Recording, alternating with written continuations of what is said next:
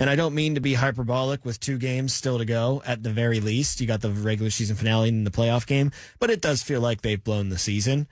I threw this out to Tim Benz when he joined us in the 2 o'clock hour. I said, Tim, if the season ends with them at 10-7 or 11-6 and they limp and wheeze their way into the playoffs, but damn it, they win that first round playoff game, they get that monkey off their back, they have ended the postseason drought, wouldn't this season be a success? And boy, I'm torn when it comes to the answer to that. I think ultimately, yeah, I would say it was a success just because it's been so long, man. I want to see him win a playoff game. But it would feel like the success would have been lessened or will be lessened based on what we are seeing transpire right now in the collapse that's happening right now. Now Russ was bad once again against the Kansas City Chiefs. He's been bad during the death stretch, as Mark termed it. And we'll get to Russ, but I do want to focus on that defense again because it did not just turn into an average defense. They didn't just play meh against these teams. It was a bad defense. 400 yards allowed in back-to-back-to-back games. Matt Williamson loves to look at EPA, expected points added, as a good way of evaluating teams. And he brought up something that was very alarming, starting with the Eagles game. The Steelers' defense had faced the weakest offenses, according to EPA, in the NFL.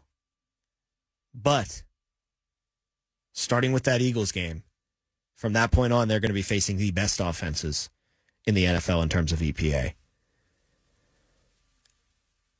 I think the fact that they're going up against better competition is exposing the fact that that defense is just not as good as we all thought it could be and wanted it to be.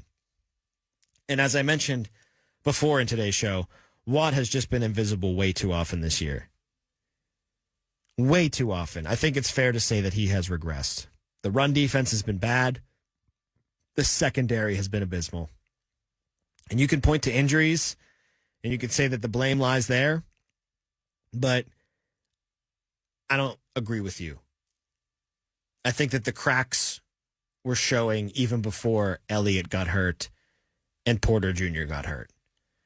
And again, once you ran into some legitimate offenses, some real competition, it really exposed just what your defense truly is. Now, that being said, the quarterback can't turn the ball over like he did. The quarterback can't be throwing interceptions, fumbling the football as you're going in to score. Quarterback can't be throwing pick sixes like he did against the Baltimore Ravens. Just so brutal that Russell Wilson has been playing his worst football as a Pittsburgh Steeler when they needed him to play his best. And it begs the question, and now we're starting to kind of look a little too far ahead. Hey, there's still two games left to play now.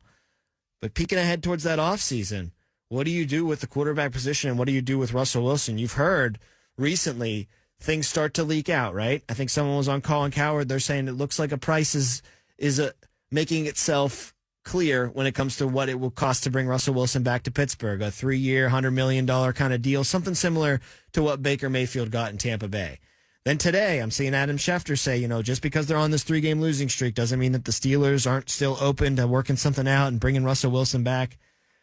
And it makes me think that this is from Camp Russell Wilson.